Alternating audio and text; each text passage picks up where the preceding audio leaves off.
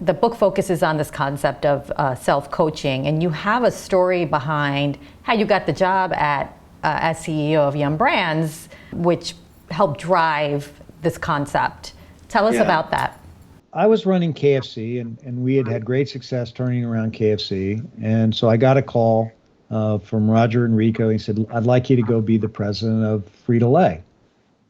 And, that was a big promotion.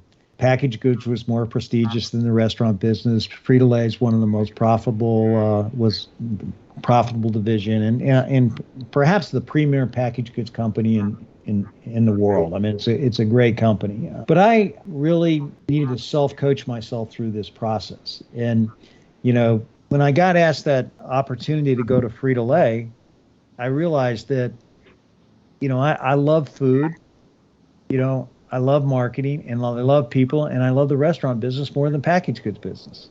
So I turned it down. Now, little did I know, that PepsiCo was in the midst of spinning off the restaurants, and by me saying no, I ended up being in the perfect position to run Yum Brands, which also ultimately led to another big self-coaching exercise as well, because when I first found out we were going to be spun off from PepsiCo, Roger Enrico asked me, he said, I think you need to team up with this other guy to run the company. And he said, you'll be the chief operating officer and this guy will be the CEO. Well, I didn't like the idea of that at all, because the person who's going to be the CEO didn't have any more experience than me. So basically, I said I wasn't going to do it. And he said, oh, yes, you are. You better do it. Okay. And I said, no, I'm not. And so I get this call from the head of HR from Pepsi, and he says, David, you better take this job or you're going to get fired. And I said, well, fire me. And then I hung up. And then I realized that in a situation like that, when you say something like that, there's only one person that wins, and it's not you, it's the boss, okay?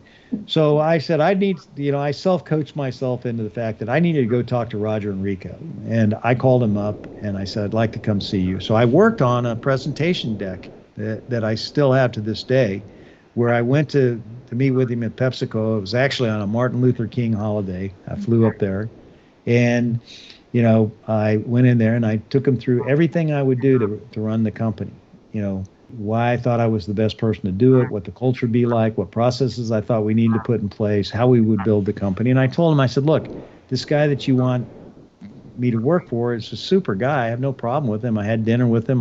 You wanted me to meet him. I met him.